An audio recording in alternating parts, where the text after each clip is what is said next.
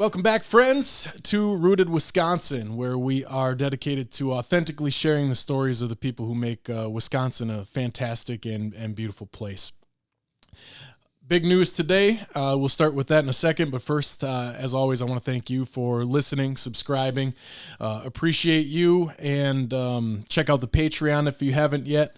And we're really excited to be in our new studio here, which is the big news. In the shadows of Lambeau Field, we are right off of Lombardi in Green Bay, and happy to be here. So thanks for listening. Thanks for subscribing. And thanks for checking out what we do here at Rooted Wisconsin. And with that, happy to have our guest here, Steve March-Torme. Thanks for joining us today, Steve. Thank you. And for you hunters out there, in the shadows of Cabela's. Yeah, right. In the boat. It depends where the sun is. Yeah. So right before we hopped on, you said, so how did you find me? Yeah. I mean, there's a reason you and I are sitting here. There is, yeah. I'm a big fan of the Avenue. Okay. Since I moved back, I used to work in radio, don't anymore, but since I moved back to Green Bay about 4 years ago, I found the Avenue on the dial, and I love what you all are doing. So that's kind of how I found you, and then I dug into the rest of your endeavors and your fantastical life up until now. So I want to talk about everything, and that's kind of what Rooted Wisconsin is about, man. I want to know how you got here, and your career up until now, because I think it's an interesting story. Would you agree? It's different. Yeah. I'll try to make it interesting. I know it's different.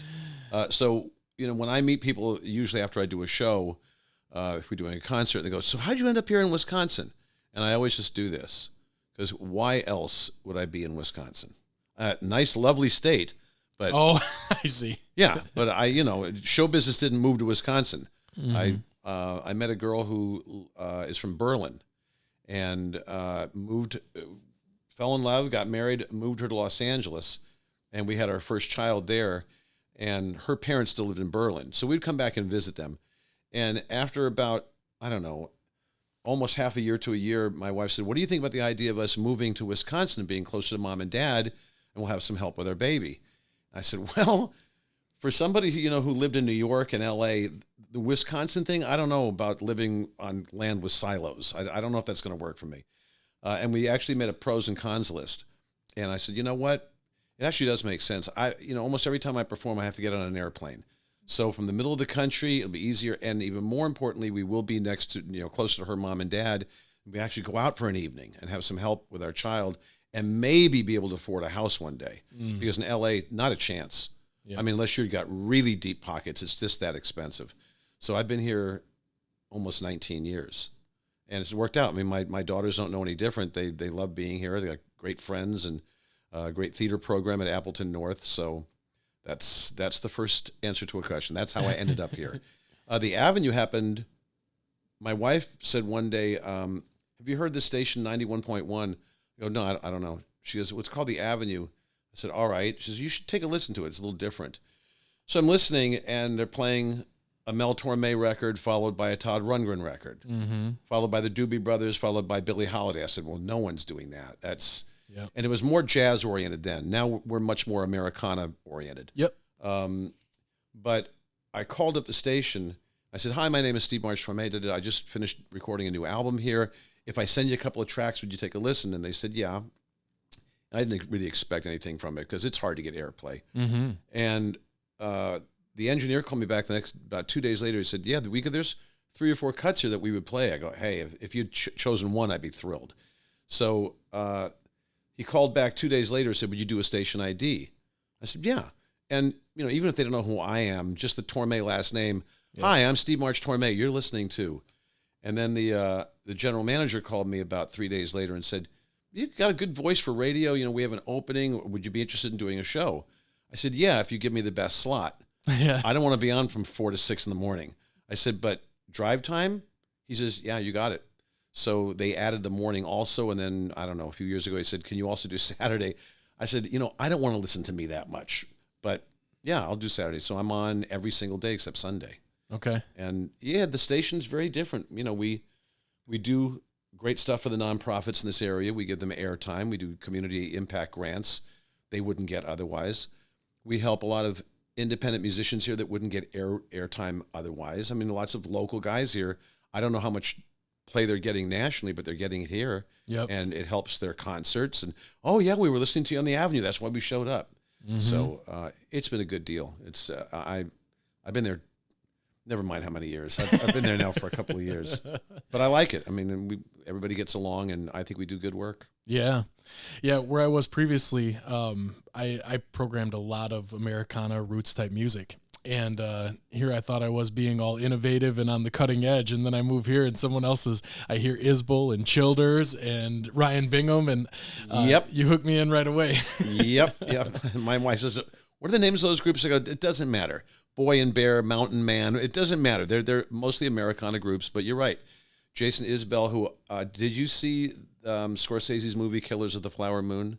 No. It came out this year? No, I Jason's haven't yet. in it. I hear. And he's I pretty heard good. He did really well. Yeah. He plays a pretty dislikable person, and he pulled it off. Good musician, talented guy. Unbelievable songwriter, yeah. Yep. I saw actually at the Door County Auditorium before he was big, 2013 or something, I saw Isbell and hooked me from then on. Yeah. He's a very talented guy. Can really rip the guitar too. Yeah, he's a really good musician. I met at Mile of Music Festival about 9 years ago, Robert Ellis, who's also gets pretty prominent airplay. Yep. And then the guys from Minneapolis are friends of ours. Jamie Kent gets airplay, Dan Rodriguez, and they always come and do Christmas on the Avenue when they do their Christmas show, the concert.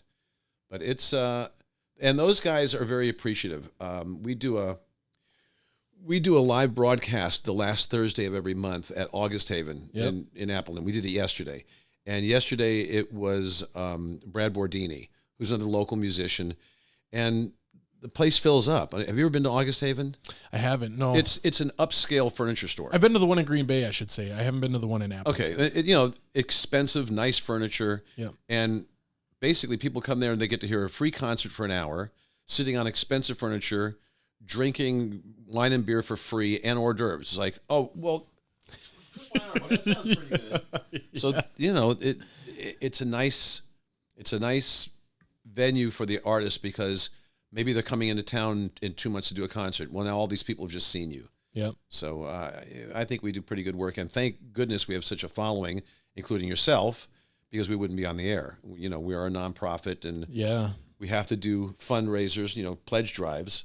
And people say, didn't you just do a pledge drive last month? I go, no, we do 2 a year. It may seem like that, but we have to.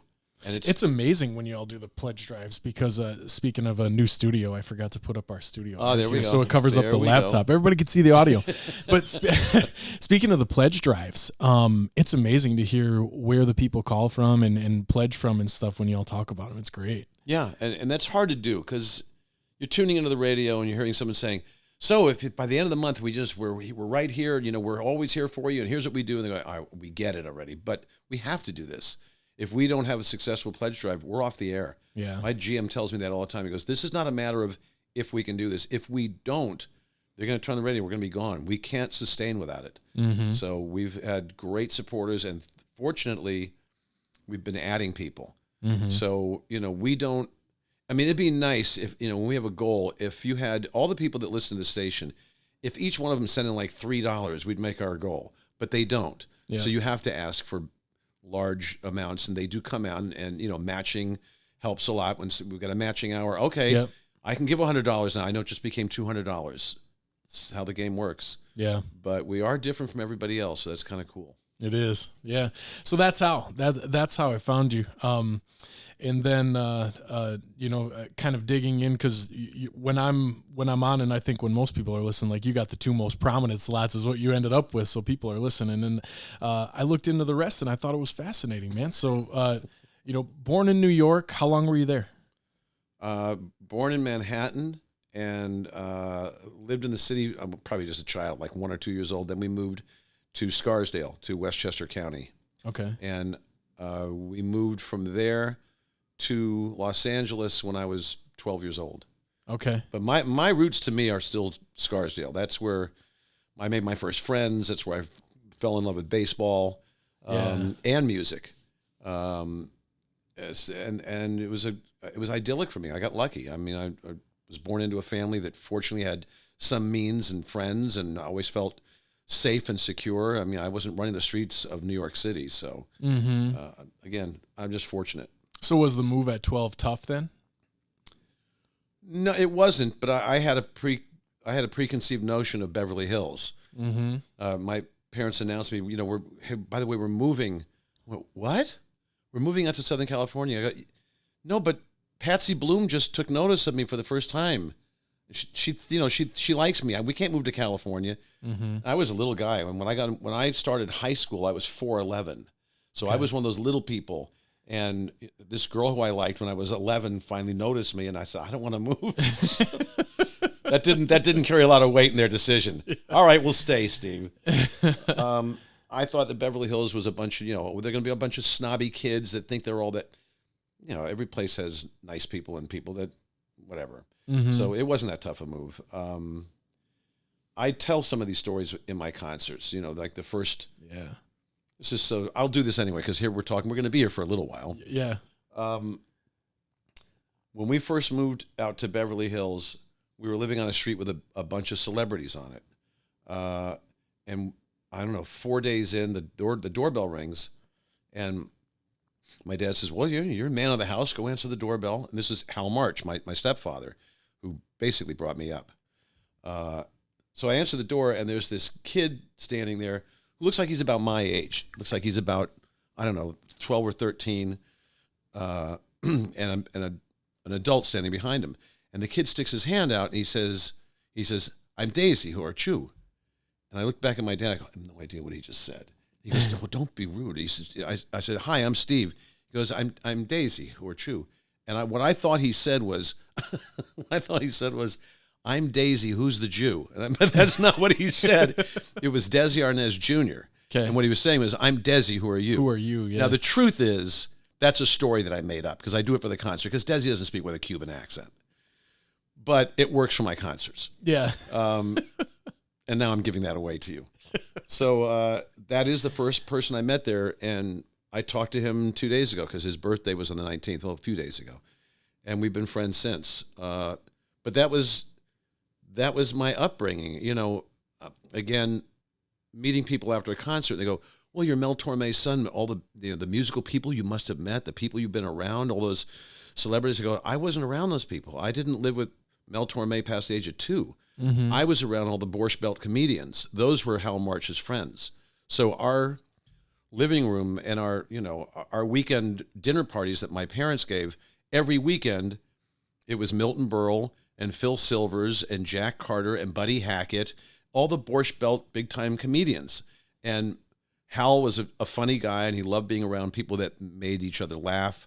And so those were our nights. And my mom was if you do some research, look up my mom, really beautiful woman. She was like Miss New York photo play, and she was dating Joe DiMaggio before she met Mel, and very classy. And I would, I was a little kid, I had to be in bed by 9 o'clock when I was 11 to go to school the next day. They're having these dinner parties, and I've got my ear to the door to hear what they're saying. And it's the filthiest stuff you can think of. And my mom's laughing at all of it. Buddy Hackett's in the living room going, so this donkey and this priest, and she's screaming. And I go, oh, so that's what they do afterwards. Yeah. But a great way to grow up. I mean, surrounded by people that were funny all the time. Yeah.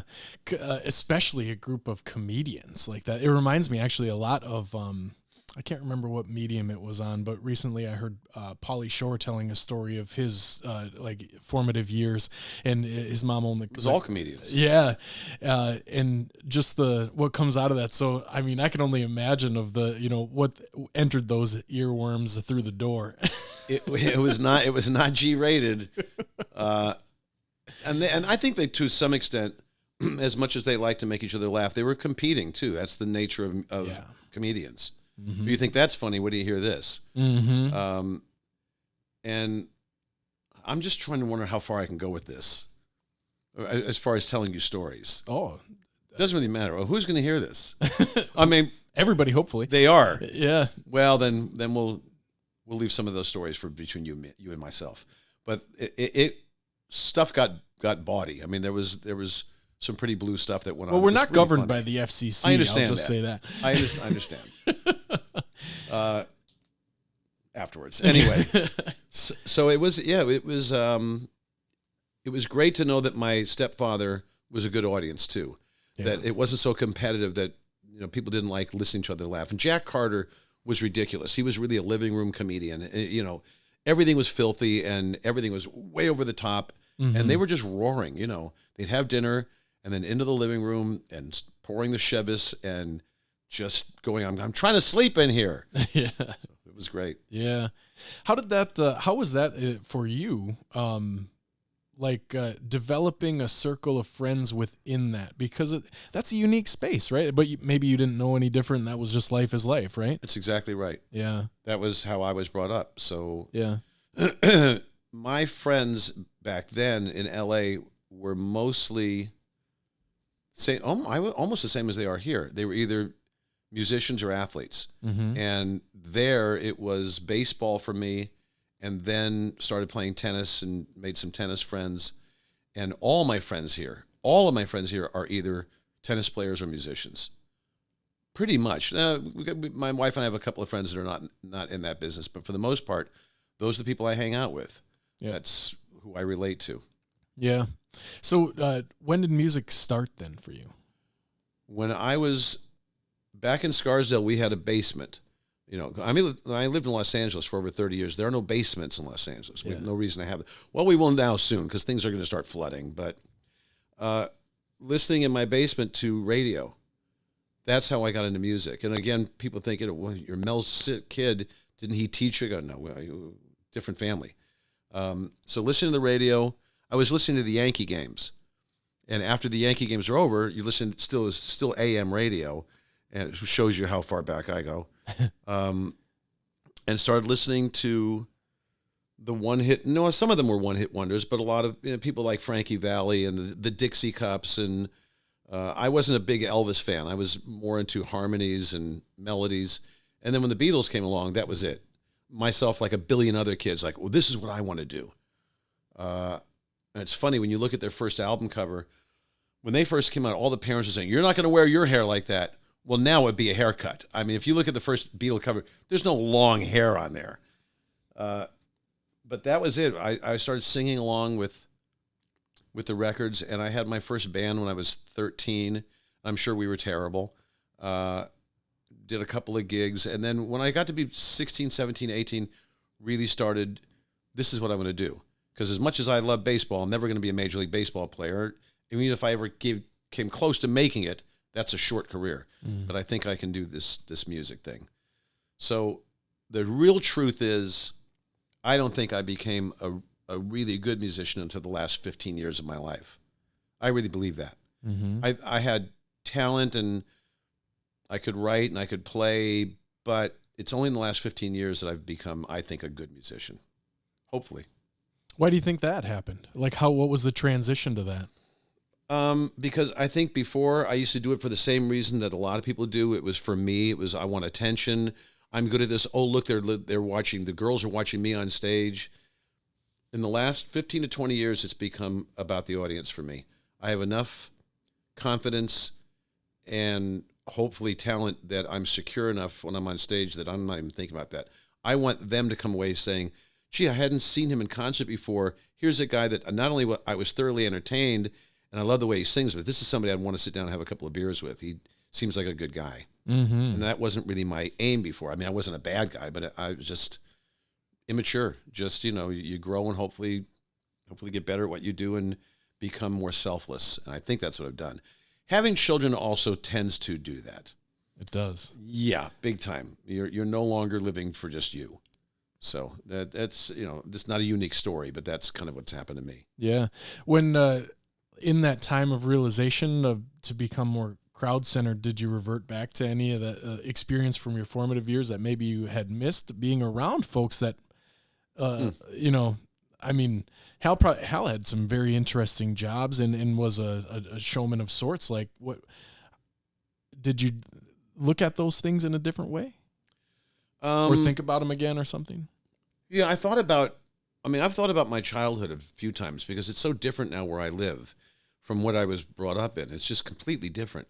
Los Angeles couldn't be more different from Appleton.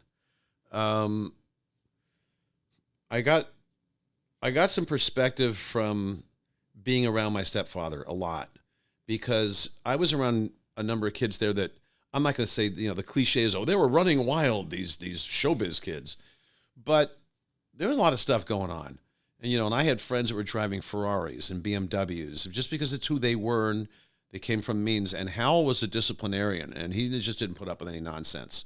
So if my friends, even at the age of 17 or 18, they wanted to go to Vegas for the weekend, if my grades weren't, I guess 16, 17, if my grades weren't up to snuff, I wasn't going. He said, no, not a chance. You bring your grades up and we'll talk about it. And that was really beneficial to me, because I probably would have spiraled out a little bit, and I didn't. But I lost my dad when I was 17, and then I'm not saying I spiraled, but I didn't have an anchor again. My mom and I got in an argument over something really stupid, like who left a door open or something unlocked, and we kind of a verbal fight over it. She goes, "You're not going to talk like that in this house." And I said, "Fine, I'm gone." And I left home at 17, like an idiot. I had nowhere to go. I thought I knew what I was doing, and ended up sleeping on friends' couches. And, like I said, that's it's not until the last, 10 weeks I've actually grown up. It's been a journey. Well, most 17-year-olds know everything. Just ask them; they'll tell you. And then... Pretty much. and I thought I did at 24 too, and it's just, I've had so many different gigs and experiences, and some that I've really learned from. Even now, that stuff I need to do better, as far as, because the world's changed, as far as getting yourself out there.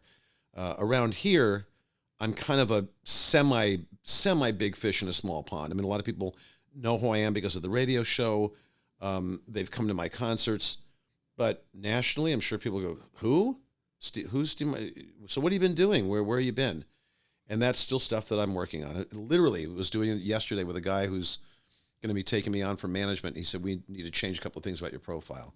I said, okay, it makes sense. That's why you won't tell us the story. There. I'll tell you some more afterwards.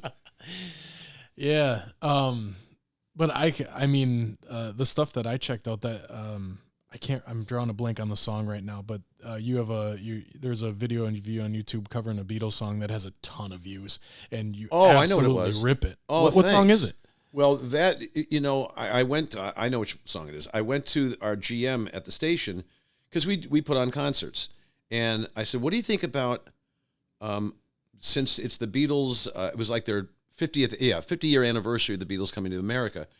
I said, well, what do you think about we do like a Paul McCartney tribute concert? I said, because we do the Beatles, we're going to be there for 4 days. I said, it's just too many songs. I said, and if I had to pick between him and Lennon, I preferred McCartney's songs. How about we do it? He said, well, let's call it a Beatles thing. You can do McCartney, but call it Beatles. More people will come to it. So it was Lady Madonna. Yeah, yeah. So we really cool long intro that you did. It was awesome, man. Well, thanks. So we put together this.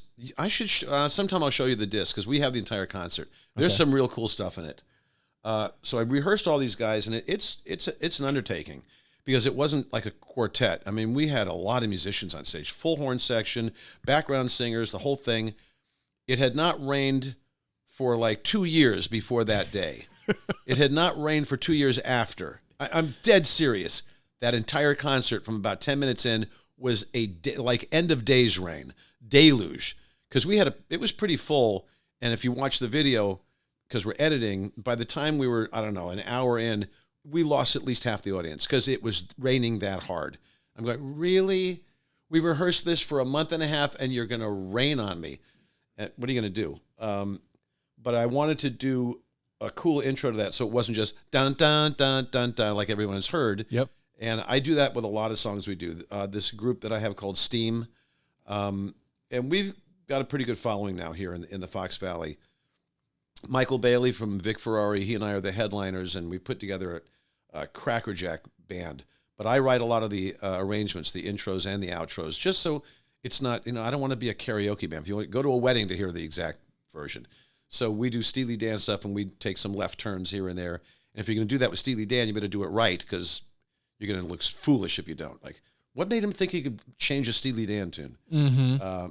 So thank you for recognizing the intro to Lady Madonna. That was fun. Yeah, it was fantastic. And I don't know if that, YouTube views don't equate to what you were talking about kind of coming of age as a musician. But I was super impressed by that one. I thought it was awesome. What is your? So I think you said it earlier before we started. Music is the thing. The avenue is the second thing, right? So what does your year look like? Like how much are you touring? What does your year look like now? I will be this year and next year probably more than before, almost exclusively because of this guy that's going to come in and do management for me. Our December, our holiday season is completely filled, which is great.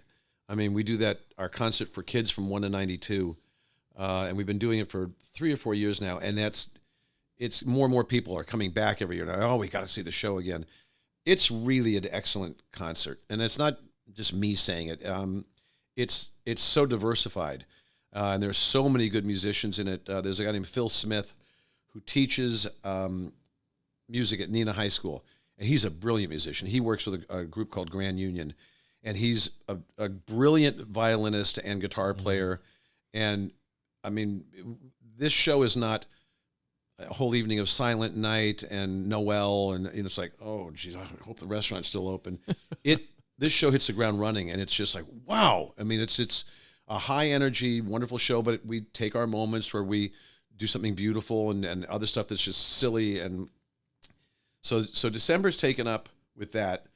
The rest is kind of scattered all over the place. On February 10th, I have a concert in Amherst, Wisconsin, at a place called the Jensen Community Center, and that's going to be myself and three guys and myself, and it's all 60s, 70s, and 80s pop tunes. So completely different. Todd Rundgren, Crosby, Stills and Nash, James Taylor, Chicago, that kind of stuff. Our Steam shows is kind of expands on that. It's those people plus Andrew Gold plus Bill Withers, and it's just fun to do. And then on February 14th, it's a completely different show. It's a Valentine's Day show, so it's all the standards. It's the stuff that my dad and I would sing. Those kinds of songs. The Folks Who Live on the Hill, This Can't Be Love, the standards that were written in the 30s and 40s. So my wife has been saying, so how do you keep all these things straight? Yeah, that's what I'm thinking. I said, just practice a lot and keep your fingers crossed. Because I don't want to be embarrassed on stage. I don't want to be in the middle of a song. What's the next word? Because then you're stuck. Yeah. And there's another project I'm doing, which I'm in the middle of right now. I have a friend in Los Angeles named Craig Copeland, good musician, good singer, songwriter, guitar player. And about 100 years ago, for no reason, we decided to write these songs that are in the genre of like kind of the Eagles and J.D. Souther. Really melodic, kind of almost pop country tunes. And I'm not a country artist, obviously. But I like J.D. Souther stuff and a lot of the Eagles tunes. And so we started writing these songs, and I said, well, no one's really going to buy the fact that this is coming from, two short Jews from Los Angeles. So we decided there's a songwriter who's actually writing this. It's not us, but we'll give it a name. And his name is Dalton Diamond. And he's going to be from Granite Gulch, Missouri. And he's just kind of a troubadour who travels. He's nomadic. He can't really stay in one place at one time. And he's going to have all these songs and adventures. So we started writing these songs. And that was it. We never did anything with them. We like the tunes, and there's some really cool harmonies on them. And I like the songs a lot, but we left them to die. They never did anything. And Michael Murphy, who's a musician I work with in Steam, and we become close friends, worked together a lot. He heard the songs. He said, "You're sitting on a gold mine here." I said, "Well, that's nice of you. I don't know about that." He goes, "Let's really do these songs. Let's record them for real." So we are doing the album of those songs. We're finishing it up. We had to write 2 more songs in the last 2 weeks to finish it, but it will be a 10-song album of those tunes that he wants to take it on the road. He has an album called Indigo Jones, which he premiered at the Gibson Music Hall in Appleton about a month and a half ago. And he's talking about he and I going on the road and doing Indigo Jones and Dalton Diamond, this combination. And one's kind of an Americana rock and the other one is this. So we'll see. When I leave the studio here and go home today, I have to finish that last song. but we're going to start recording on February 8th and do this because the recordings we did in LA was done in my friend's bedroom. I mean, it's basically a drum machine and 2 guitars and voices, but this will be for real with, real live musicians. Yeah. So I'm looking forward to it. I'm really excited about this. I want people to hear this because no one's really writing songs like that right now. It's just not what's real popular. Mm-hmm. So we'll see. Are you going to dress as the persona? No, I don't know. I don't know. We'll see. I don't know. I don't know about that. I think there's been a lot of great music written from that place, probably. The place of creating a persona and then looking at something through someone else's eyes. Is that a new part of your creative process, or had you written only with that one? Since we are here in Green Bay, there's a concert that we're doing in May. That again, a completely different project. Well, I went to Michael Murphy. Michael's 22 years old. I am not. So I went to him and I said, this was about almost half a year ago. I said, are you familiar with Elton John's album, Tumbleweed Connection? He goes, of course. I go, well, you're 22. How do you know that album? Goes, I love that album. Well, people that are fans of Elton's know that album. It's an iconic album that he made. It was his second album. And, when Elton John came to Los Angeles and he did his first concert at the Troubadour, it was like a breakout evening. People talked about it. He was a star from that day on. And off his first album, he already had a standard. This is my song and this one's for you. Everybody knows the line, it's a little bit funny. It's going to be around forever. And that album had that song on it, that first album. So he was already establishing himself as, this guy's going to be a presence to deal with for many years in the music business. Well, his writing partner, Bernie Taupin, who writes all the lyrics for Elton songs and has for 100 years now, he heard the first album by the band called Music from Big Pink, which included, The Weight, Take a Load Off Annie. And he loved all those Americana themes that Robbie Robertson was writing about. He was just taken with it. And he talked to Elton and said, for our second album together, why don't we write kind of an ode to the Old West, almost like an operetta, a rock operetta to the Old West. Neither one of them had been to the States yet, much less the West. And they decided to do this, and they wrote this album called Tumbleweed Connection, and it's about cattle rustlers and gunslingers and preachers, and it's got tons of great songs on it. And to me, it's, to myself and a lot of music critics, it's the best thing he ever did because it's the pre-glammy crocodile rock Rocket Man Elton before he's wearing, large sunglasses. He was just a singer-songwriter. And the songs and the arrangements, and when people go, do I know that album? Well, if I start naming some of the songs, like Where To Now St. Peter and Love Song and Country Comfort, they go, oh, well, I know those songs. I go, yeah, well, those are all on that album. So I talked to Michael Murphy. I said, what do you think about we do a concert of that entire album? Because it's got strings and horns and background singers, almost gospel-like singers. He goes, yeah, I'm in. Let's do it. So we started putting this together, and I had to learn, I don't play as well as Elton does, but I had to learn those songs. And there are some tricks he uses in there. It's interesting when you listen to a Donald Fagen tune, when you listen to Steely Dan, you can tell the jazz background. When you listen to Elton, you hear the classical background. It's obvious. Mm-hmm. There's certain ways he voices his chords that come from classical piano training. So I'm learning these. And your background's in jazz, right? My background's really in pop. Okay. I really am kind of a pop singer who has jazz inclinations. Something I said? So we're doing a different broadcast today. There we go. I guess we did. I'm sorry, Elton. Did I besmirch you in some way? Realized he was so powerful. Yeah. So Michael said, let's do that. But, the album's only 50 minutes long. That's not going to be a whole concert. So since that album came out in 1970, it turns out that 1970 is one of the iconic years for pop rock albums. It was George Harrison's All Things Must Pass. It was McCartney's first solo album, McCartney. It was the Beatles' Let It Be. It was Van Morrison's Moon Dance. It was James Taylor's Sweet Baby James. I mean, there have to be 20 albums you go, they all came out in 1970, and that includes Tumbleweed. So I said, how about the second half of the concert?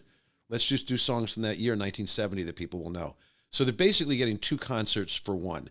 It's the entire album of Tumbleweed Connection in the first half, and then we come out and do all these songs from 1970. And that concert's going to be this May 2nd at the Meyer Theater in Green Bay.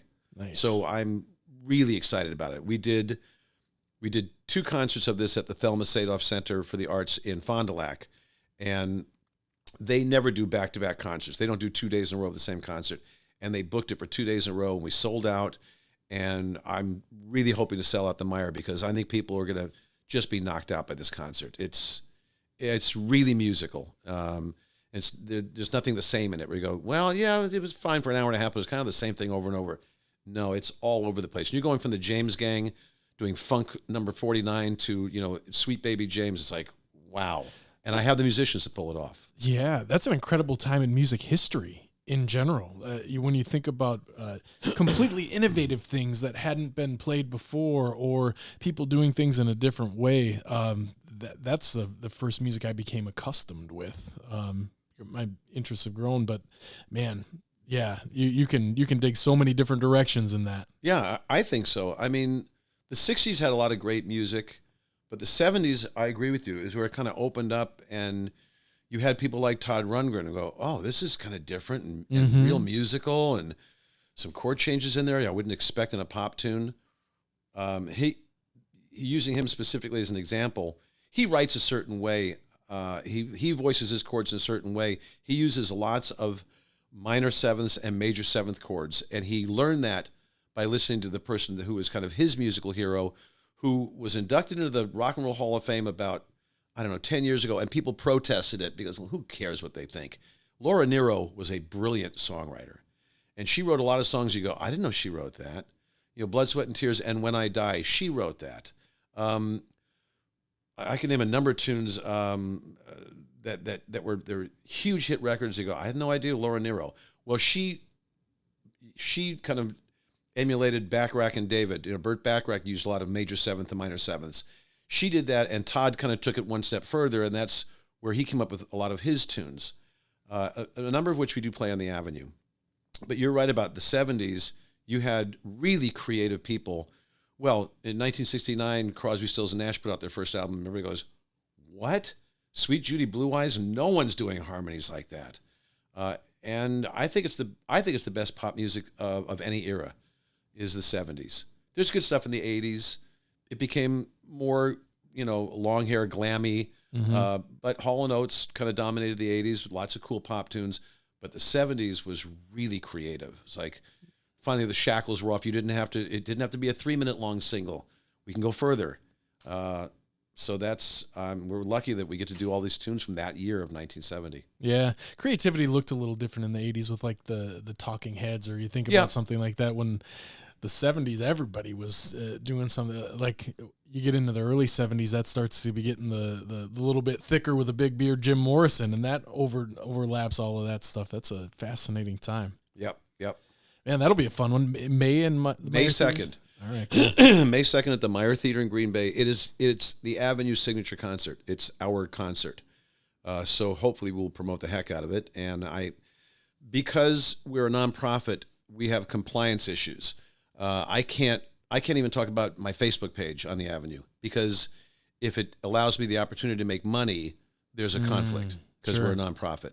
So I can't say on the Avenue, hey, by the way, I'm taking off right now. We're going to leave you with, whoever, with the Beatles song. But by the way, this weekend I'll be doing a concert. I can't do that. Oh. But if it's an Avenue concert, I can talk about it because it's ours. Sure. So the Avenue's making money from it. Yep. So I can say, hey, you got to come see this concert, Tumbleweed Reconnection, May 2nd at the Meyer Theater in Green Bay. So I'm looking forward to our promoting it and filling that place up. And I think they're just going to be knocked out. Yeah. And there's a good for the goose, good for the gander adage in there somewhere. Right? Absolutely. Yeah. Do you know of a song by Janice Ian called At 17? If you don't know it, I don't think so. Take a listen after we do this. Janice Ian wrote this song called At 17. It was a huge record. It was a number 1 hit record in 1970. And it's about all the girls that were ugly ducklings that nobody paid attention to, that nobody asked to dance at the prom. And it's heartbreaking. It's just, ugh. And with all the work I put into this concert and all the rehearsal I put into it, there's a girl named Rizzle Pagero. There's a band up here in Green Bay called Pegasus, and we play them on the Avenue. And I'm a staunch supporter. They're not only friends of mine, but they're just musically really good.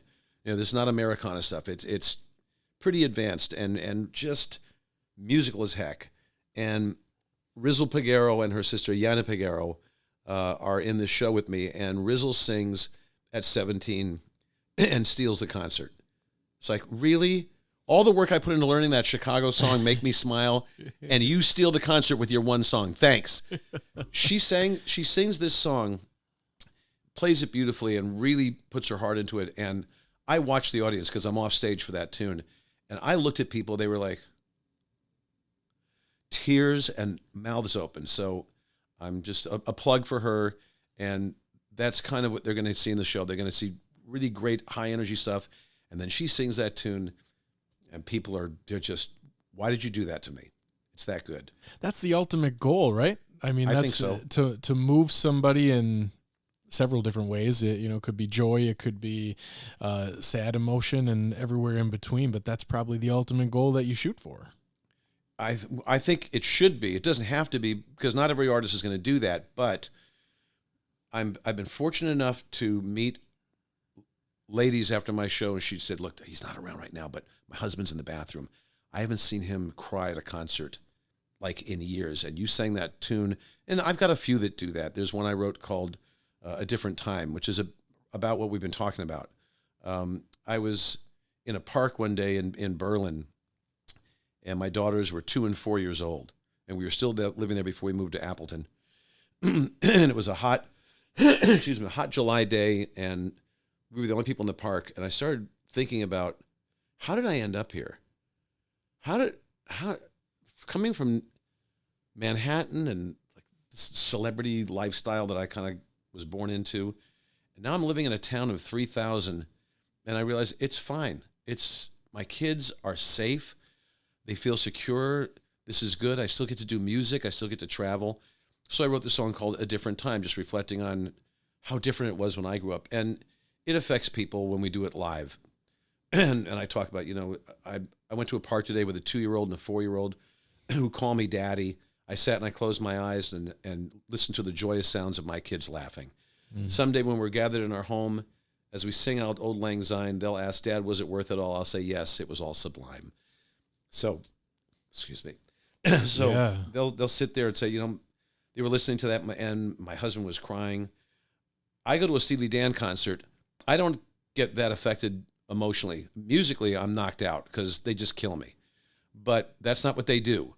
People don't see Donald Fagen and go, oh my God. But there are artists like James Taylor who people come away going, I was crying the whole time. Mm-hmm. I saw an artist up here in Green Bay. My wife had suggested we go see in concert. I said, really? She goes, yeah. I mean, how many, have you seen him in concert before? I said, no, I never have. She goes, well, how long are we going to wait? All right. So I said, if we go, we should take the girls too. I said, yeah? She says, yeah. I said, well, if we take the girls, then we have to sell the house because I know what the tickets are going to cost. So we went to see Paul McCartney at Lambeau. Mm-hmm. And I had never seen them live. And these are my musical heroes. He comes out on stage holding his Hofner bass, just walks out and he goes, Lambeau, Lambeau. I was gone. Mm-hmm. The entire concert. I'm a grown man. And just like then every 5 minutes, my daughters were looking up going, he's crying again. Dad's crying again. But you're right. It affected me that much. And to hear him play Blackbird, forget it. So yeah, that is the ultimate goal. I mean, if you can affect people that they go, oh my God, I'll never forget that concert. I was weeping. And my goal isn't to make people cry, but if you can touch them, I know I didn't do that at 17. I know I didn't do it at 24. Mm-hmm. So hopefully I'm learning something. Yeah, dig into those emotions. That's wild that it took that long to see the musical hero like that. Well, you're right. And, of course, the Beatles stopped playing. They stopped doing live performances long before they finished recording. But, no, he had been around. He did L.A., of course, and Milwaukee and Chicago. I just didn't get around to it. Yeah. But he still sounded good. This was, excuse me, about 4 years ago, I think. 3 or 4 years ago. And he still had his voice. I mean, he's 80 years old, so it's not as pure and as young sounding as it was, but he could still rock it, and he could still sing the high notes for the most part. And a lot of guys from that era can't anymore. Mm-hmm. They're lowering their keys, and you do what you got to do. Yeah. But I've been so lucky. I think a lot of it's genetic, that I still have the range I have, that I can get up real high and go down low. And I think part of it's just because I'm Mel's son, and because I don't smoke. That kind of helps. A little bit. Yeah. I kind of want to talk a little bit about that too, because that was probably an interesting navigating, making your own way, right? With it's a double-edged sword. I'm sure. What was that like, going through your musical career as March-Torme's son, paving your own path at the same time? The pat answer that I give to this is, if you have a famous last name and you're good at what you do, it's not going to matter. Yeah. If you got a famous last name and you're not very good at what you do, it's not going to matter. I didn't have to go by the name Torme. I was Steve March for a long, long time. My first albums, I'm under the name Steve March. It wasn't legally changed until I moved here. Here's a good story for you. One that I can tell. And by the way, you're right. When I do a show, people that don't know who I am and they see the last name, I'm sure they're prejudging me before I sing a note. Naturally. Frank Sinatra Jr. comes out on stage, they go, oh, he sounds like Frank. I'm sure Liza went through it. Lots of second generation. I believe the drummer for the band, I'm just not thinking of his name right now. His daughter's a singer also. And there are a number of people that... Levon Helm? Yes, Levon Helm has a daughter who sings. Okay. And I'm sure she went through it. Anyway, I talked to my wife about this. I said, with all the shows we're doing, and like another show I do is called Torme Sings Torme, which is the only tribute show I do. And it's a tribute show to Dad, but it's with a 10-piece group. And these great arrangements that he wrote with a wonderful arranger named Marty Page. And they're slamming arrangements. It's not hokey big band stuff, and I hate to say it that way, but these are really cool. And because I was doing that show and a few others, I said to my wife, I said, I really should go by the two last names. I should be honoring both my dads. I mean, it's a little strange for Steve March to be doing a show called Torme Sings Torme. I said, so I should get it legally changed. So she said, okay, well that shouldn't be too tough. Well, there was a courthouse in Green Lake, which is near Berlin. It's kind of a place where people from Chicago come up and have summer homes. Nice area. So we go to Green Lake. Now our daughter Ruby is, I think, 2 years old, and we go to this courthouse in Green Lake to get our name changed. Just a hyphen. That's all we're looking for. I want to go from Steve March to Steve March -Torme. Great. That way I really do honor both my fathers. We go into the courtroom. There's nobody there. And we've got our daughter with us because we couldn't leave her with anybody. So she's with us, and it's empty. And the judge says, so I understand you're here to get a name change. I said, yes, Your Honor. He goes, well, first of all, you've come in here without any legal counsel. I don't see a lawyer. I'm thinking, what? I'm going to hire a lawyer to get a hyphen in my name? And I didn't say that, but that's what I'm thinking, like, really? He says, no, yes. Mr. March, when you come into a court of law, you should have a lawyer with you. Sorry, Your Honor, and we're already off on a bad start here. I go, oh, okay, I got to hire a lawyer to get that. I said, if I was in Santa Monica, you'd send in a slip and they'd, send it back to you. Send us a check for $75, it's done. So I said, all right. He says, and by the way, I don't recommend, there's a point to this story, by the way. He says, I don't recommend getting a hyphenated name. I find that it usually can be very confusing for the children afterwards. And I'm thinking in my mind, who asked you? I didn't come here for counseling. I just want this hyphen. So I said, well, Your Honor, I appreciate that, but we really want to do this. Now my daughter starts running around the courtroom because she's restless, 2 years old, and she's kind of running around, and he's getting irritated. He's watching this, and the whole process is really uncomfortable. And he finally says, well, I'm against my better judgment. I'm going to grant this, and we'll do this. So please see the clerk over here, and blah, blah, blah, blah. I said, well, thank you, Your Honor. And so when we're done, he goes, oh, and by the way, I understand you're a singer too, and I was a fan of your father's. Now we're friends, I suppose. So I said, yeah. I says, well, you're doing some shows around here? I go, yeah, I'll be doing one somewhere. That's it. So I pay for it. We go out to the car, and my wife's in tears. She's in tears. It was just a completely miserable experience. He granted it. We got our hyphen. My name is legally March-Torme. And she puts Ruby in the car, and she's just trying to get over this, that it was just such an unpleasant thing. A couple of days later, my mother-in-law, her mom, runs into this judge in Berlin, because that's where he lives, and she reads him the riot act. She goes, how dare you treat my son-in-law and my wife like that? He said, well, he didn't come in with counsel. So anyway, not a big deal. Here's the payoff to the story. About a week later, there's a Walmart in Wisconsin, in Berlin, and the judge was there shopping. And there was a guy there with a long-powered rifle there to kill him. Probably somebody he put away. Who knows? But the guy was there to kill the judge. And the word got out, and the police called, and the SWAT team got there, and they caught the guy and put him in jail. The judge moved to Florida 4 days later. So there's a story for you. That's one I can tell. Wow. Now, just because he wouldn't give me a hyphen doesn't mean Yeah. I don't wish him dead, but Yeah. and I know his name, and it doesn't need to be said. Well, karma's But a weird thing. It is, and he maybe had a bad day. Yeah. My wife always says, hey, you never know. Somebody might be having a bad day. They cut you off in traffic, flip you the bird. Who knows what's going on in their life? I said, you're right.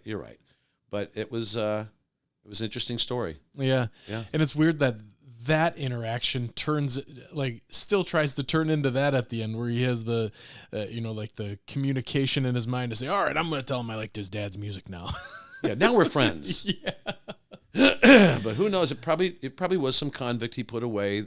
I'm going to get that guy. Who knows? Yeah. Fascinating, man. Oh, thank you. Yeah. Not a job I'd want. Yeah. Yeah. Nobody's come after me yet. Now it's early. It still could happen. Yeah. Yeah. So the long answer to your question, it is kind of a double-edged sword. The name might get me at least an eye-opening. So someone will say, oh, okay, I'll listen to this. Oh, Mel Torme's his dad? Oh, okay, I'll listen to this record. So that's good. Other than that, I have to bring the goods on stage, or it's not going to do me any good anyway. Right. Yeah. The last thing I want is people saying, hey, he's no Mel Torme. Mm-hmm. I don't want to hear that. So, right. Nor have I ever tried to be. Yeah, and that's what I think goes underestimated. You might the first listen may come a bit easier, but it comes with a much more loaded ear, I think, than to some others, right? Yeah, I think so. And in my jazz shows, I scat. Cool. That's not something that Mel taught me. That's innate. I've had it since I was listening to records. And again, if you're going to do that, and you're Mel Torme's son, you better do it well. Or they're going to go, well, he sure doesn't scat like his old man. I've been lucky. And I do work at this, and I do rehearse a lot for that exact reason. I don't want to be embarrassed on stage. I don't want anyone ever to come away going, I don't know, that was an hour and a half I can't get back. I want them to say, I'm glad I spent it. So I over-rehearse, to the point where my daughters, I'm sure, enough, trying to watch a show here. Where does rehearsal is that in your basement? Downstairs, yeah. I've got my room, but it's also at Michael Murphy's house. I'm really lucky. His whole family's musical, and we've basically taken over their living room. That's our space. I mean, there's a drum set and cables and microphones and everything. So anytime it's a band rehearsal, we can do it over there. I'm just lucky as heck that that's available to us. Nice. And he's in Nashville right now. He's gonna make his connections down there and do what he's doing. But he'll be back in time for Tumbleweed Reconnection, our concert, May 2nd at the Meyer Theater, and back in time for us to record this Dalton Diamond album. Nice. Yeah. So, just my life has been fortuitous. I have no complaints about anything. My wife was talking about this yesterday. She said, one of the things I like about you're never really bitter about anything. I said, I got nothing to be bitter about. I make my own bed. The mistakes that I've made, no one thrusts those upon me. I don't say, well, how come this manager didn't do this or that?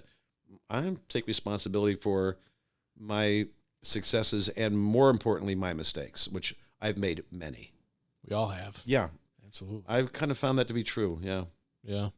What about your sports fandom? I see on Facebook, it seems like that's another part of your passion, right? Well, when I first got hired to work at the Avenue, Rob Moore, who's our general manager and the guy who runs the station basically and programs all the music, He said, I got one rule for you. Okay. I go, what? He goes, just don't get us sued. I said, okay. I said, I can probably manage that. And I realized when I early started posting stuff on Facebook, don't post anything political at never. all. Because no matter which side you're on, you're going to lose half your audience. And you're an entertainer. Don't be an idiot. The last thing I need is someone saying, yeah, he sings okay, but I'm not going to go to his concert. He supports, so I don't go near that. But with sports, what's the worst thing that can happen? Well, I don't like Kobe Bryant. Well, I don't like Brett Favre. I'm not going to see Steve. Come on. So my first love was baseball, and it's what I wanted to do. And again, like all these kids who saw the Beatles and said, I want to do that. For us, it was the Yankees and Mickey Mantle. I want to do that. So I played, if you saw my Wikipedia page, obviously.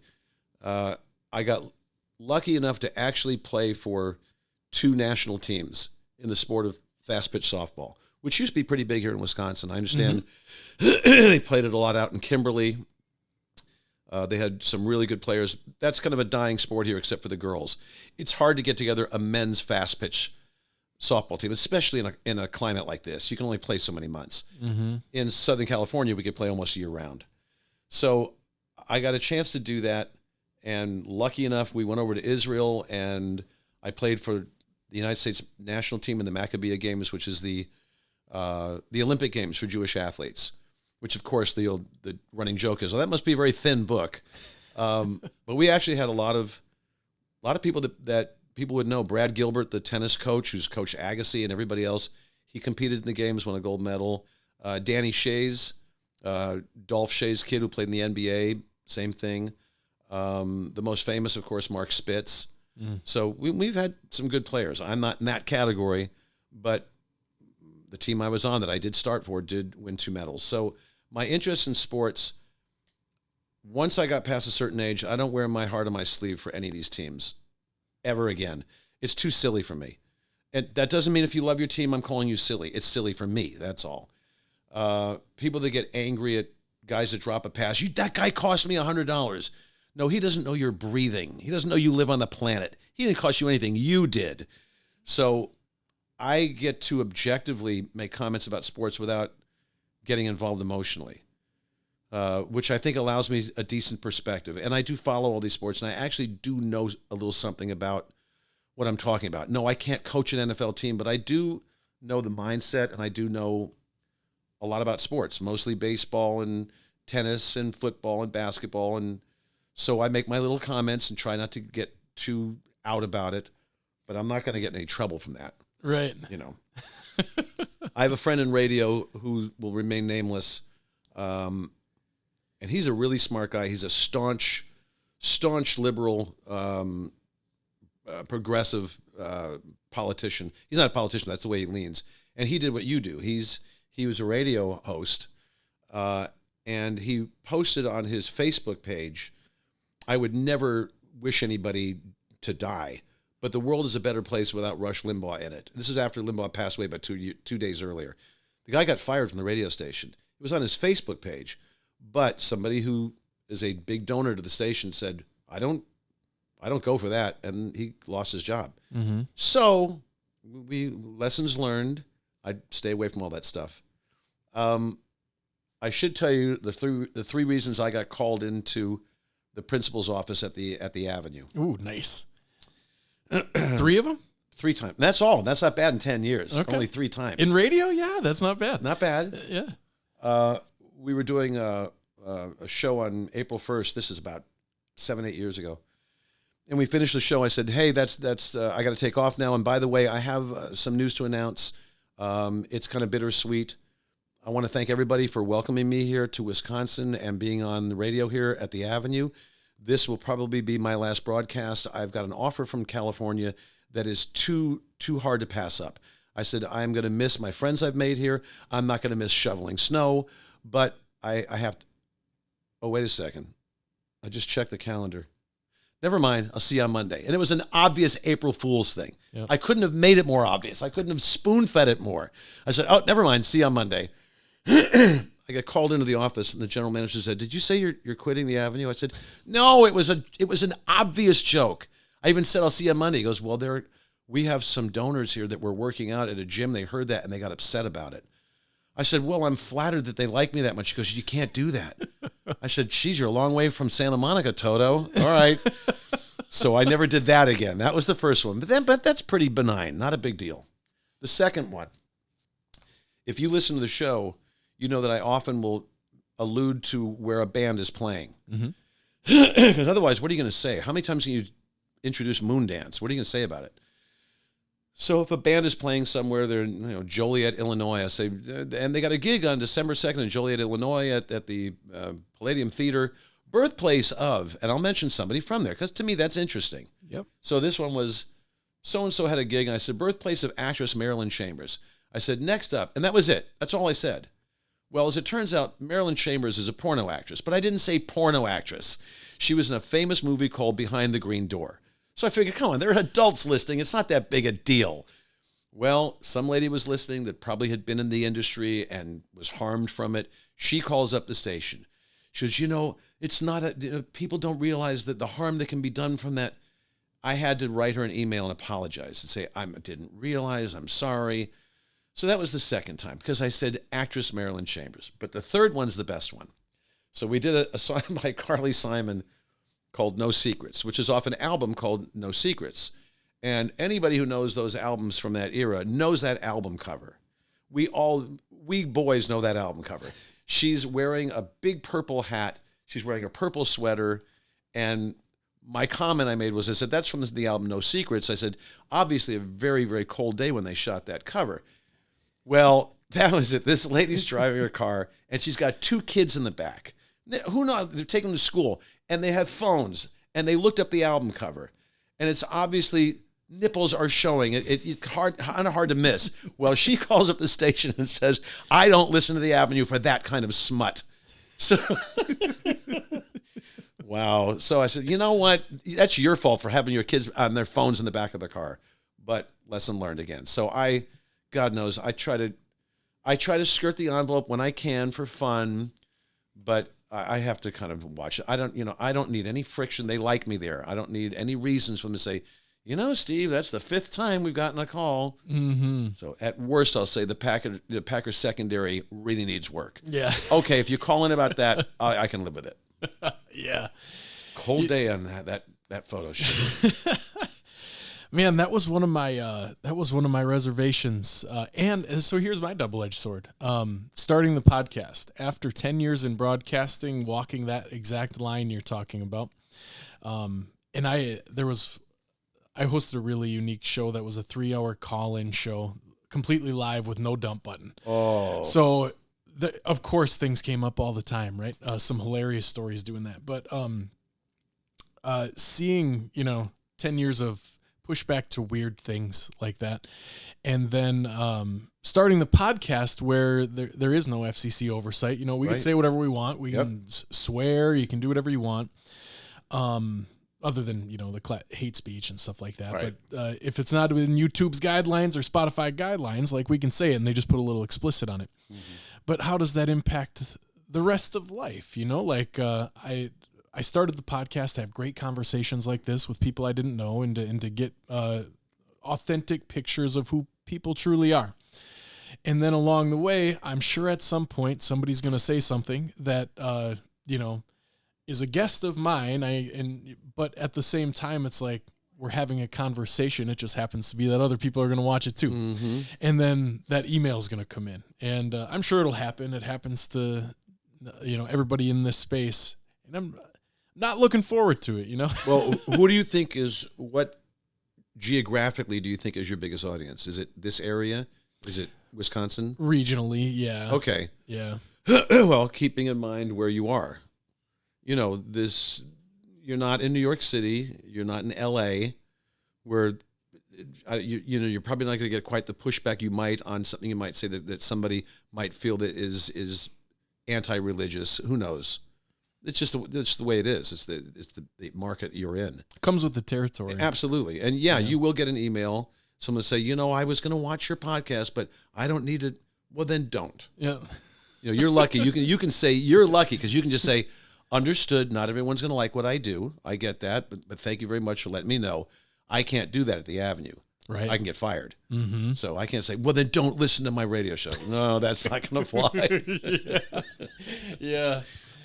Yeah. I just need the GM saying, you don't have to worry about it. There is no radio show. They won't be listening to you. So I can't do that. So that and the pledge drives, and you're good. Those two things. Toe the line, do the pledge drive, and you got another. For the most part, yeah.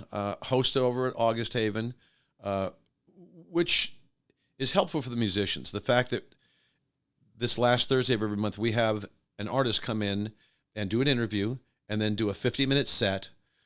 I'm sure it helps them to have a musician interviewing them. So we can actually talk about, hey, I was listening to this song on your album where you went from major to minor mode at a place you wouldn't normally.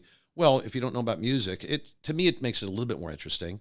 Mm-hmm. And I like to talk to them about their songwriting process because that's not really all that interesting, but everybody has a different process. One person will say, I can't think of any lyrics. I hear something in my head.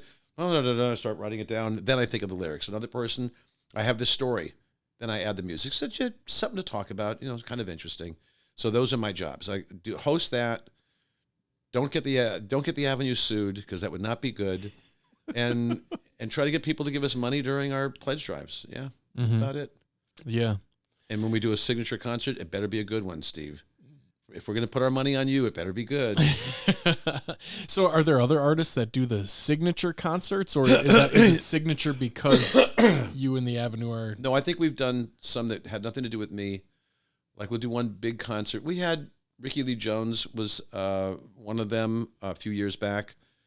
I mean, if we're going to go out on a limb and get somebody that people really know, we had Leon Russell not long before he passed away. John Hyatt. Who else? Sean Colvin. So we had some really good people there. And, they're going to cost a few more dollars than a local act. Simple as that. And they become signature concerts.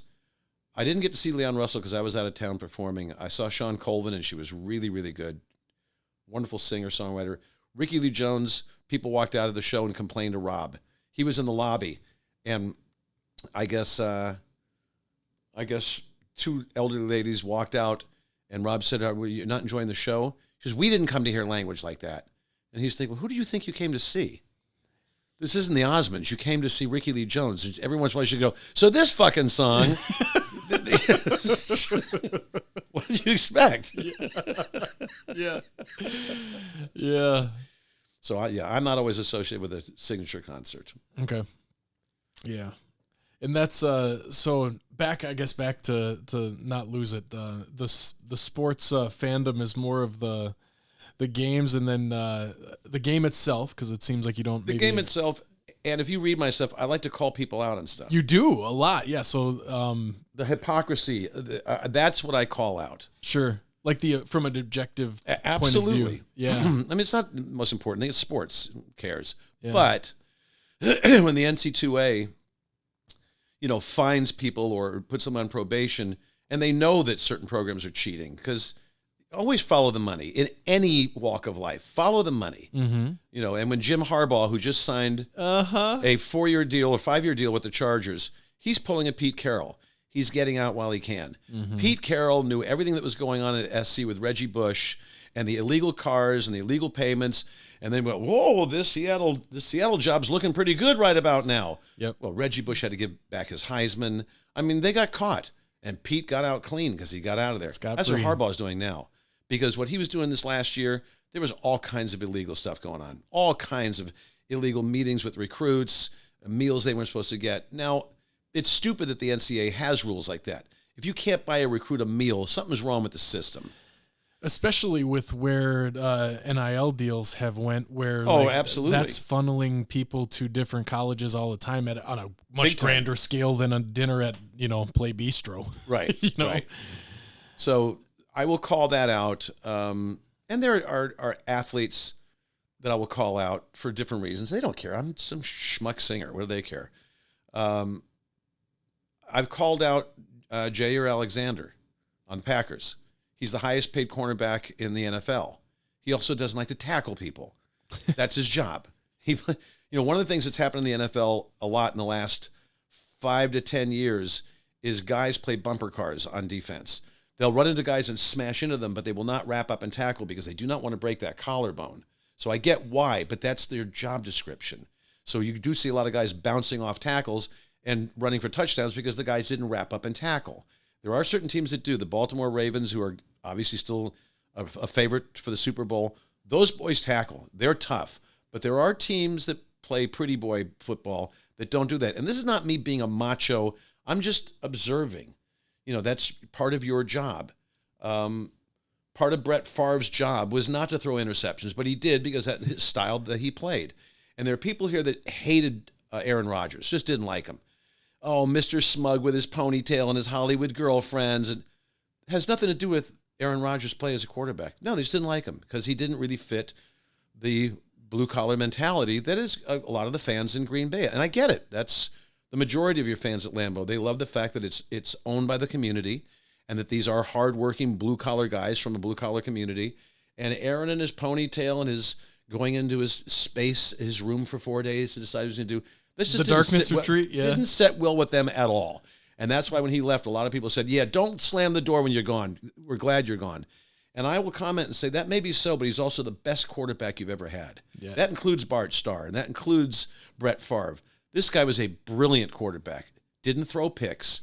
Great arm. There's a legitimate argument that eye test-wise, everybody says greatest of all time accomplishments, whatever. Eye test-wise, he's there, the top of the mountain. I think so. We'll see what happens now. Pat Mahomes might eclipse him at some point. He's pretty darn close. Yeah. And you can't argue with Brady. But when people have said to me, who do you think is the greatest quarterback of all time? I said, well, I can only go by who I've seen. I didn't see Otto Graham play, despite how old you think I am. I said, but of the guys that I've seen, the total package, if I was going to put a quarterback on my team, it'd be Aaron Rodgers. Yeah. Everything that Tom Brady does, Aaron can do a little bit better. A little bit better wheels. I mean, in his prime. Who knows what's going to happen now with the Achilles coming back from. But more maneuverable, could keep plays alive longer, better on the run, throwing the ball, and just as strong an arm, if not stronger.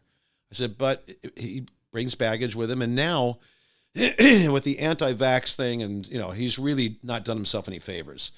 Excuse me. And going after Jimmy Kimmel didn't do himself any favors. So the people that were on the fence really don't like him now. Yeah, even Pat stopped having him on the show, Pat McAfee. Even Pat realized, this is not good for my show. Yeah.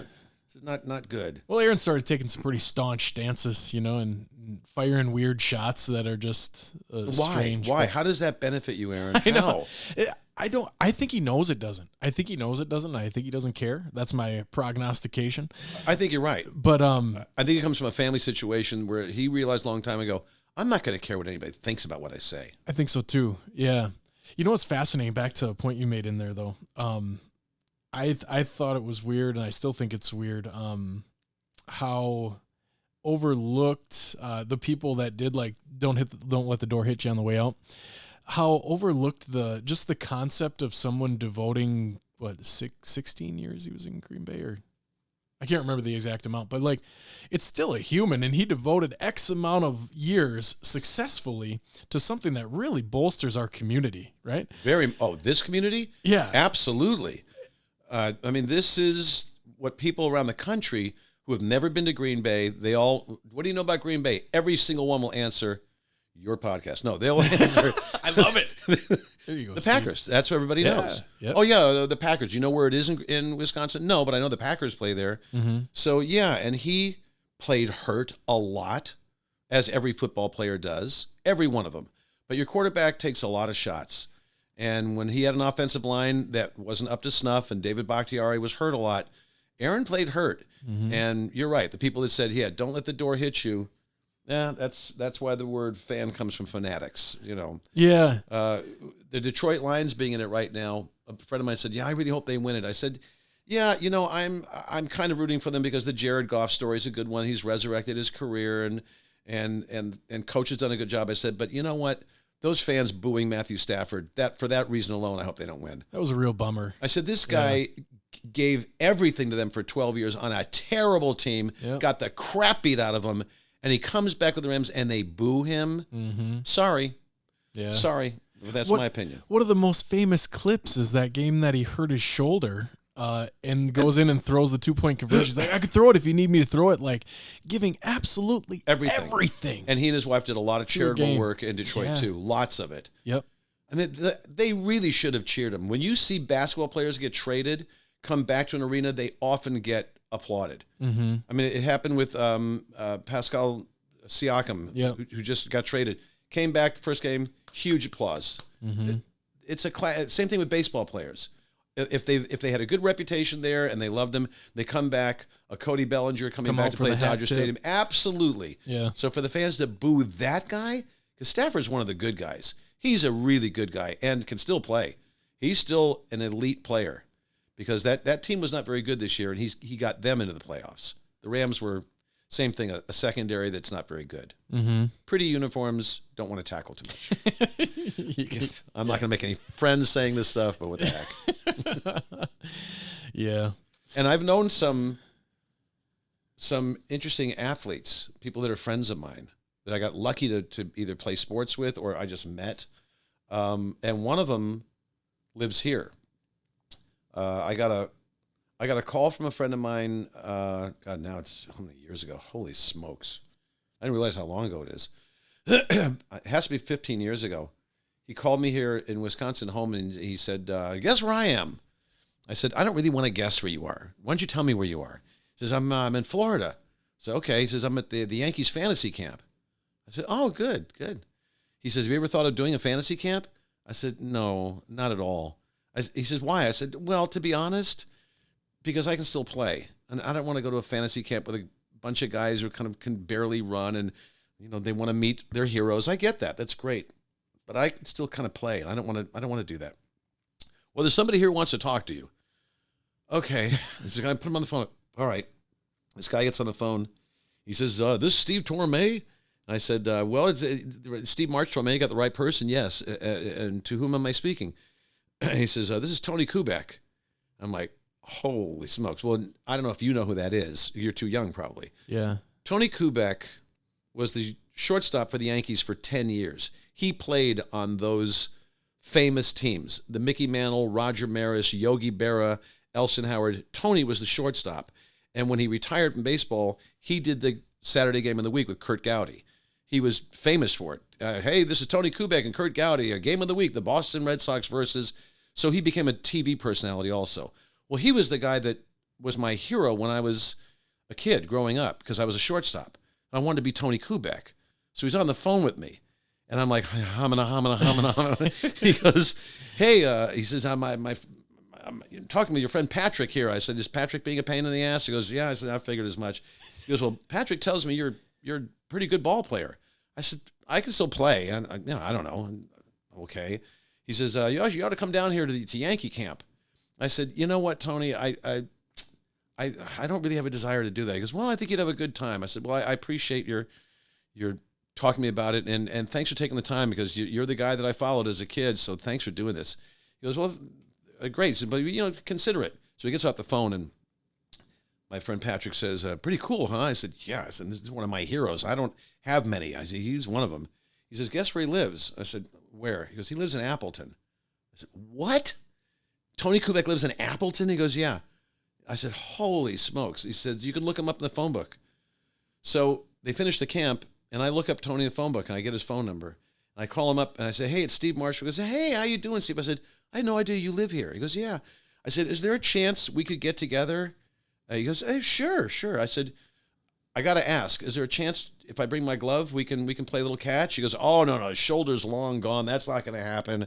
I said, but do you know where Oshkosh is? I said, yeah.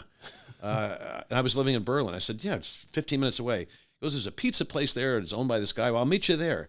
So that's how I met Tony. We became good friends. I mean, I talked to him last week, and he's the last remaining of that group of guys. And the postscript of the story is, because I could afford it at the time, I said, well, how long are you going to wait? 'Cause you can still play. I went and did the camp. You did? Yeah. And Tony was one of the coaches, and the guys that were there who were still alive at that time were Bill Moose Skowron, who was an outfielder first baseman for the Yankees. bunch of guys, Ken Griffey Jr., Tom Tresh, guys you wouldn't know, but these were pretty well-known Yankees. Don Larson, the only man in the history of baseball to throw a perfect game in the World Series. So 3 of the stories from that, which are, I can tell, I won't get in trouble. So three of the stories were, one was going into the first day of camp. So the first night I get there, and there's this huge guy standing in the doorway of the hotel. 6'9", if he's anything, 280 pounds. And he goes, "Hi, camper. What's your name?" I said, "Hi, my name is Steve March-Torme." "Well, welcome to camp. You're on my team." I said, "Oh, great. Now I know who it is. It's Frank Howard, who used to be called the Washington Monument. And he's huge. And he, later in his career, played a little bit for the Yankees, coached for the Yankees, but was mostly known for the Washington Senators. But he hit like a lot of home runs, and he was well known. "Well, you're on my team." He says, "What position do you play?" I said, "Put me where you want." And he goes, "Well, where do you want?" I said, "I can help you most at shortstop." "All right, you're playing shortstop." I said, "Oh, great. Where do you want to hit?" "You tell me." "You're batting third." I went, "Great." So he was going to be my coach for this. So the first day we're there, we get up in the morning, and when these camps, there's no practice. They basically throw you out there on the field because they know that most of the guys that can afford to do this, because it's like 5 G's to do it for the week, are going to be guys, they're not going to be 22-year-olds. They're going to be guys who probably are retired and they can actually do this, and they're probably past their prime of playing ball. So what's the point of practicing? You're going to have a bunch of pulled hamstrings anyway. So the first day I'm there, get up in the morning and I go to my locker, and you play a double header for 5 days in the Florida heat in Jupiter. And it's hot there. Yeah. And guys are dying. So the first morning I get up and I walk by this guy's locker. He's got an ashtray going, a cigarette, and a scotch. He goes, how you doing there? I go, "Nice to meet you, Mr. Larson." It's Don Larson. Again, who's famous for throwing that perfect game. "You having fun at camp?" I said, "Yeah, I'm having a good time." So I walk by his locker and I go, "Jesus, this is what 2 weeks is going to be like." So we play our first game, and in my very first game, I get a bad hop. I'm right in front of the ball, and bang, it comes up and hits me in the hand, and it's bad. I mean, it's sprained. So we go to the training room after the doubleheader. I still played, but I'm holding a bat like this. And the real trainer for the Yankees, a guy named Steve, I forgot his name, but you see him on the real Yankee games. He's the guy. He's attending everybody. And the line, like I said, the line's out the door. Guys, they're because everybody, you're adrenaline. They're trying to play like they were 18 again, and they're throwing the ball too hard and running too hard. And when you haven't been, if you've been playing softball for years now, which most of these guys have, either slow pitch leagues or fast pitch, those are 60-foot bases. Baseball's 90, and once you have been past your prime and you run 90 feet to first base and go, "Oh my God, second base is way over there." So that's what was happening to these guys. So anyway, he took it like my finger and he said, "Yeah, it's the only thing that's really going to help this is if I lance it." I go, "Oh, lance it? I don't want to hear the word lance." He goes, "It's the only way you're going to get that blood pressure off." So, "Oh, shit. Sorry, go ahead." So he takes a needle and, lances it, and the blood comes out. But he's right. It relieves the pressure. It's no longer inside there. So I'll tape it up. You'll be fine. I go, "Okay." So thanks for doing that. So 2 days later, we have a guy that was not in camp before. And my finger's getting a little bit better, and I can finally start to flex it. And he's standing there at the bar. And basically what these things are, they're AA meetings.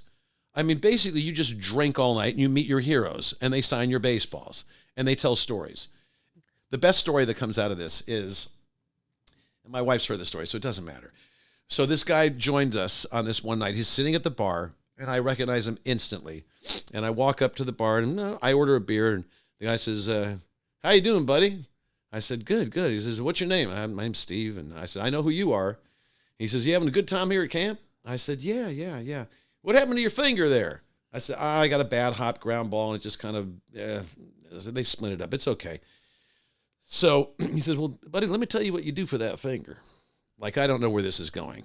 I said, "What should I do, Moose?" He goes, "Not good." So it was Goose Gossage, who had just gotten elected into the Hall of Fame like 3 days before. "Oh, Elton, I apologized." Yeah. Now it's going to be Goose because I'm going to tell this story about him. So he says, "Well, you take that finger and you find something warm and wet to put that in tonight." I said, "Well, thank you, Goose. I appreciate that." So I had a beer with him, and that was it. And I said, "Hey, congratulations on the Hall of Fame." And that was it. Next day, I'm running out in the field, and I see him. And I go running across, and he goes, "Hey, buddy, how you doing? You getting ready to play some ball today?" I said, "I sure am." I said, "Hey, and by the way, I have to thank you for that advice you gave me last night." I said, "But the problem is, after about 2 minutes, the guy started complaining, and he was saying, 'That's too much.'" You guys go, "Oh, wait a second, buddy, hold everything." I said, "You homophobic putz." I said, "Yeah, he was squirming, and he didn't really like it." He goes, "Oh, okay, buddy, well, I'll see you later." So I had to call him on it. Yeah, if you're going to be such an okie to say, "You go put that in something." Yeah, you got to give it back. Sorry. I know it's not the most politically correct story, but it actually happened. Man. So I won the MVP award. So nice. Okay. So was it worth going? Yeah, it was worth going for some of the friendships. I stayed in touch with Moose Gower, I would call his wife. One of the guys who was there was the guy who won the 1958 World Series MVP award, and he was very wealthy. He did well. He went into real estate, and he dated my aunt a million years ago. His name was Bob Turley, Bullet Bob Turley, and he gave me the award at the banquet dinner. And they're all gone. Turley passed. Tom Tresh passed. Scourin's gone. Another guy who was there who passed away, but he was 112 when I met him there.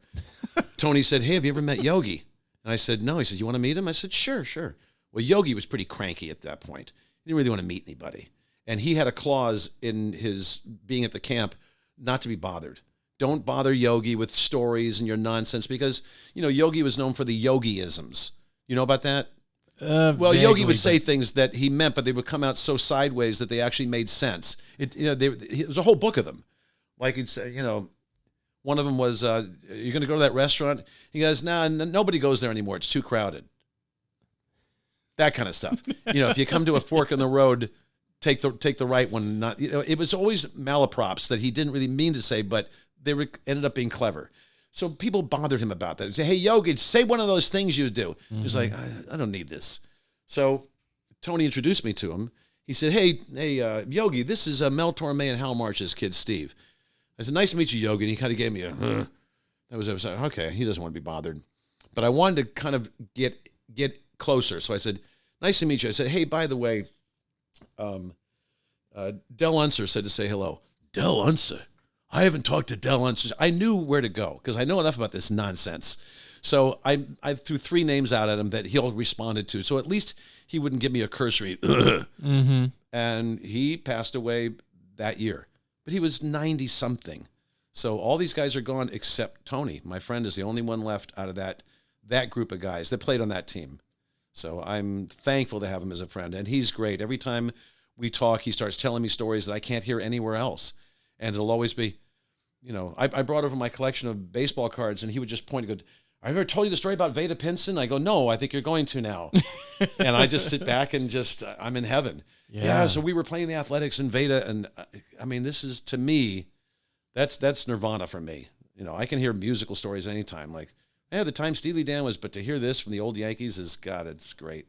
And unbelievable how it happened to work out that you end up in Appleton, Wisconsin, and he ends up in Appleton, Wisconsin. Because my friend made a phone call. Right. If he doesn't make the phone call, you don't even know he's there. There's no story. Nothing. Yeah. Yeah. Unbelievable. Yeah. Well, that's life. It is, man. It is. It's awesome talking to you. I appreciate you taking some time with us, Steve. I know I get a little long-winded, but it's better than getting one-word answers. I've had people I've interviewed. So tell me about that trip to Chile. It was okay. All right, we'll be back after a word from our sponsor. Yeah, it's so much better. There's so much value in long form content. That's the whole reason that I decided to start the podcast. Is we live in a snippet society. Yeah, and the whole story often goes untold, and so there's no need to apologize for that here. That's what it's all about, man. I appreciate it spending some time with you. It was nice getting to know my you. Pleasure. My pleasure. You're helping me more than I'm helping you. If we get 3 more people that come to Tumbleweed Reconnection on May 2nd, you've helped me. Yeah. And we will. So this is good.